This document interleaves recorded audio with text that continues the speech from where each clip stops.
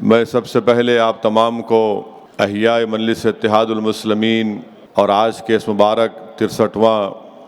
احیاء مجلس اتحاد المسلمین کی آپ تمام کو مبارکباد پیش کرتا ہوں۔ میں آپ کا شکر گزار بھی ہوں کہ آپ تمام کا ساتھ، آپ تمام کی محنت، آپ تمام کی جستجو، آپ تمام کی قربانیاں آج مجلس اتحاد المسلمین کو الحمدللہ ملک کی سیاست میں ایک منفرد مقام عطا کیا ہے۔ مجلس اتحاد المسلمین کا یہ لمبا سیاسی سفر کوئی آسان سفر نہیں رہا ہے، اور نہ ہی آئندہ 63 سال ہو یا 100 سال ہو وہ سفر آسان رہے گا۔ میں اس موقع پر مجلس اتحاد المسلمین کے تمام مرحوم قائدین کو جو آج اس دنیا میں نہیں ہے ان کو خراج عقیدت پیش کرتا ہوں۔ میں اللہ سے دعا کرتا ہوں کہ اللہ سبحانہ و تعالی وہ تمام مجلس کے مرحوم قائدین کو، صدر و معتمدین کو، جنہوں نے اپنی سیاسی جماعت کے لیے جستجو کی، محنت کی، اللہ سبحانہ و تعالی ان تمام کی مغفرت کرے۔ اللہ سبحانہ و تعالی ان کا نیک نعمت بدل ہم کو عطا فرمائے، اور یقیناً فخر ملت علیہ الرحمہ کے ساتھ جتنے بھی مرحوم قائدین نے اس جماعت کی مضبوطی کے لیے جستجو کی، قربانیاں کی، وہ تمام کے تمام قابل مبارکباد ہیں۔ میرے پاس الفاظ نہیں ہیں کہ میں کیسے ان کو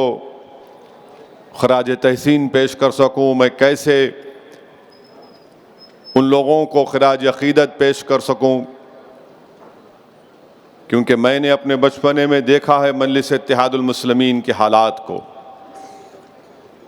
مگر 63 سال پہلے کیا حالات تھے وہ میں نے اپنی آنکھوں سے نہیں دیکھا، بلکہ میں نے اپنے بزرگوں سے سنا ہے کہ جب مجلس اتحاد المسلمین کا احیا کیا گیا تھا تو اس وقت مجلس اتحاد المسلمین کے ساتھ نہ عوام تھی، اس وقت مجلس اتحاد المسلمین کے پاس نہ دارالسلام تھا، اس وقت مجلس اتحاد المسلمین کے پاس یہ عالی شان تعلیمی ادارے تھے جس میں مسلم اقلیت کے بچے اور بچیاں 35 سال سے doctor, engineer, MBA، MCA، architecture کی ڈگریاں حاصل کر رہی ہیں۔ یہ سب چیزیں مجلس کے پاس نہیں تھیں۔ مجلس کے پاس ایک رکن اسمبلی بھی نہیں تھا، مجلس کے پاس ایک رکن بلدیہ بھی نہیں تھا۔ آپ سوچئے کہ کسی سیاسی جماعت کے پاس یہ تمام چیزیں نہیں تھیں، تو یقیناً ان تمام ہمارے مرحوم قائدین کی قربانیاں اور ان کا صدقہ ہے کہ آج ہم یہاں پر ٹھہر کر مجلس اتحاد المسلمین کی کامیابی اور اس کے سیاسی سفر کا جشن منا رہے۔ یہ آسان کام نہیں ہے کسی سیاسی جماعت کے لیے کہ بغیر ایک رکن بلدیہ کے، بغیر ایک دفتر کے، بغیر اراکین کے چند مٹھی بھر لوگ اس جماعت کے احیا کی ٹھان لیتے ہیں، مگر ان کے پاس کیا چیز تھی جو آج ہمارے پاس کم ہوتے جا رہی ہے؟ ان کے پاس ایک جذبہ تھا، اخلاص تھا، بے نفس ہو کر جماعت کے لیے کام کرتے تھے، بغیر کسی دنیاوی مقصد کو سامنے رکھے وہ جماعت کی مضبوطی کے لیے کام کرتے تھے۔ اور وہی جوش اور جنون اور جذبے کی آج ہم کو ضرورت ہے یاد رکھیے اگر کوئی سیاسی جماعت دنیاوی مقاصد میں یا پھر اس جماعت کی شان و شوکت میں یا اس کی جماعت کی مقبولیت میں کھو جاتی ہے اور اپنے اصل مقصد سے ہٹ جاتی ہے تو پھر وہ سیاسی جماعت کا سفر زیادہ دن تک نہیں رہے گا۔ اگر ہم کو اپنے بزرگوں کی قربانیوں کو زندہ رکھنا ہے، ان تمام مرحوم قائدین کو زندہ رکھنا ہے، ان کو مرنے نہیں دینا ہے، تو ان کو زندہ رکھنے کا طریقہ یہی ہے۔ میں اپنے صدر و معتمدین اور اپنے جیال اراکین کے درمیان میں کھڑے ہو کر آپ سے کہہ رہا ہوں کہ دوبارہ ہم کو وہ جذبہ پیدا کرنا پڑے گا جس کی بنا پر ہم آج یہاں تک پہنچے ہیں۔ دوبارہ ہم کو اپنی قربانیوں کو جاری رکھنا پڑے گا، دوبارہ ہم کو محنت کرنا پڑے گا، دوبارہ ہم کو اپنی جماعت کو اور طاقت بخشنا پڑے گا، کیونکہ اگر ہم صرف احیاء مجلس کا یہ جشن منا کر صرف زبانی طور پر تقاریر کر کر چلے جائیں گے تو میں یہ سمجھتا ہوں کہ بہت بڑی ناانصافی ہوگی۔ میرے عزیز دوستوں اور بزرگوں، ہم کو اپنے مرحوم قائدین کو زندہ رکھنا ہے، چاہے وہ فخر ملت ہو، چاہے وہ سالار ملت ہو، چاہے وہ مرحوم اسماعیل ذبیح ہو، چاہے وہ مرحوم ہمارے معتمد صاحب ہوں، چاہے وہ مرحوم حبیب محمد خان ڈلازی ہو، ان تمام قائدین، چاہے وہ رحمت حسین زیدی کیوں نہ ہو، ان تمام بزرگوں نے اس جماعت کے لیے بہت قربانیاں دی۔ یہ جذبے کو زندہ رکھنا ضروری ہے، یہ جنون کو زندہ رکھنا ضروری ہے۔ یقیناً آپ تمام کی محنت اور جستجو کی بنا پر آج مجلس اتحاد المسلمین نے بھارت کی سیاست میں ایک منفرد مقام حاصل کیا، مگر میرے بولنے کا مقصد یہ ہے کہ ہمارے بزرگوں کی اس عظیم قربانی کو ہم کو رائگاں جانے نہیں دینا ہے۔ میں خود جانتا ہوں کہ مرحوم قائد سالار ملت کے ساتھ رحمت حسین زیدی، مرحوم شیخ محمد اختر اور موجودہ رکن اسمبلی یاقوت پور احمد پاشا قادری ہزاروں کلومیٹر کا سفر سالار کے ساتھ اضلاع کا دورہ کرتے تھے اس جیپ میں۔ میرا بچپنا تھا، میں ان تمام لوگوں کے درمیان میں بیٹھ جاتا تھا۔ میں نے دیکھا ہوں کہ کیسے مجلس کے قائدین نے مشکلات کے دور سے اس جماعت کو مضبوط کیا۔ میرے عزیز دوستوں اور بزرگوں، میرے نوجوان ساتھیوں، میری آپ سے التجا ہے کہ ہم کو اور دوبارہ ایک عہد لینا ہے کہ ہم اس جماعت کے لیے اور محنت کریں گے، مضبوط کریں گے۔ ہم تمام کی شناخت اگر کچھ ہے تو اس جماعت سے ہے۔ یہ اللہ کا بہت بڑا کرم ہے کہ اللہ سبحانہ و تعالیٰ نے ہم تمام کو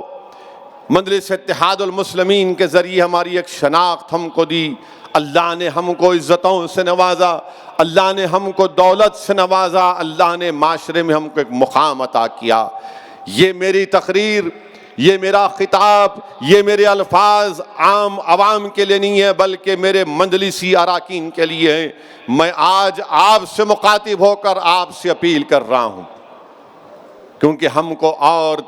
63 سال نہیں بلکہ انشاءاللہ تعالی جب میں نہیں رہوں گا، جب آپ نہیں رہیں گے، جب ہماری ہڈیاں اس مٹھی میں گل جائیں گی، مگر انشاءاللہ یہ جماعت آباد رہے گی، یہ دارالسلام انشاءاللہ تعالی صبح قیامت تک آباد رہے گا۔ یہ دارالسلام سے صدائیں جو نکلیں گی وہ تمام مظلوم عوام کے لیے ایک ہمت اور حوصلہ دلائیں گی۔ میں نہیں رہوں گا، تم نہیں رہو گے، مگر جو وقت اللہ نے ہم کو دیا ہے ہم مظلوم عوام کے لیے جستجو کریں گے، ہم غریبوں کے حق کے لیے لڑتے رہیں اور لڑتے رہیں گے، ہم ناانصافیوں کے خلاف صدا احتجاج بلند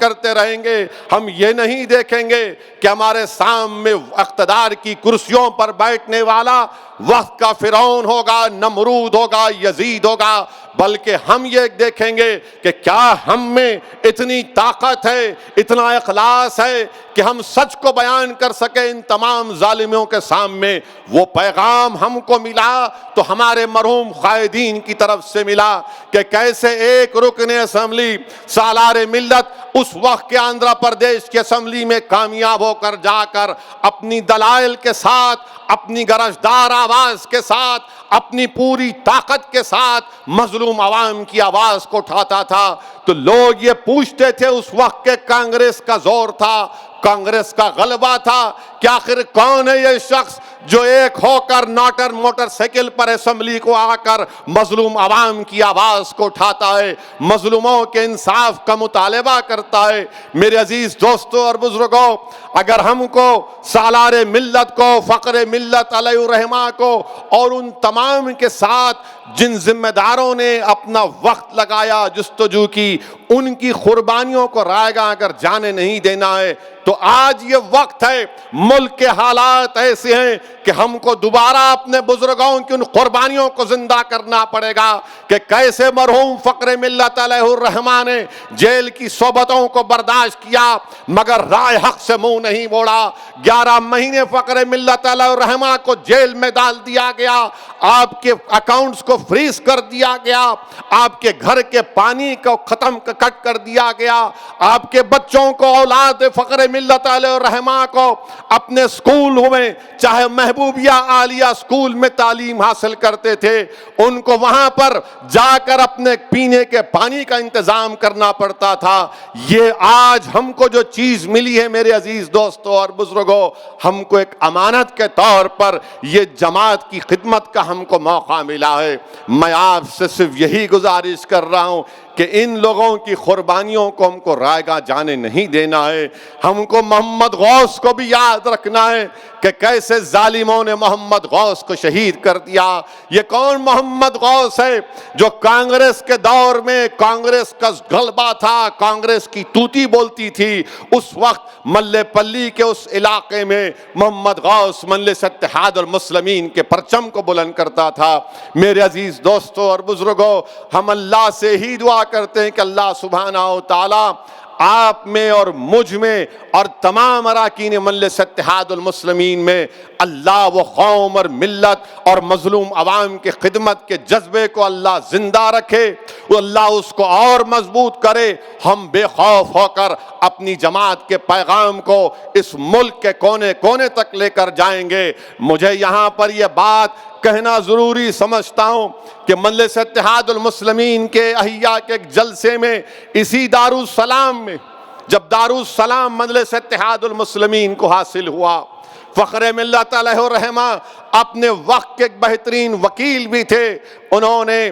اس کیس کو جیتا اور دارالسلام کو حاصل کیا۔ دارالسلام کو حاصل کرنے کے بعد فخر ملت علیہ الرحمہ نے اسی دارالسلام سے، اسی مقام سے تقریر کرتے ہوئے کہا تھا کہ میری آنکھیں دیکھ رہی ہیں کہ تمہارا ایک رکن پارلیمان ہوگا ہندوستان کی لوک سبھا میں، میری آنکھیں دیکھ رہی ہیں کہ تمہارے تعلیمی ادارے قائم ہوں گے، میری آنکھیں دیکھ رہی ہیں کہ تمہاری آواز بھارت کے مظلوم عوام کی دل کی آواز بن جائے گی۔ اللہ سلامت رکھے اس مجاہد کو جس کی دور اندیشی اور جس کے قلب نے، جس پر اللہ نے بہت بڑا کرم کیا تھا، ان تمام چیزوں کو دیکھا اور انہوں نے محنت کی، جستجو کی، قربانیاں دیں، مصائب اور مشکلات کو ان تمام ساتھیوں نے اس کا استقبال بھی کیا، اس کو قبول بھی کیا، صبر بھی کیا، مگر اپنے جذبے کو، اپنے حوصلوں کو پست ہونے نہیں دیا۔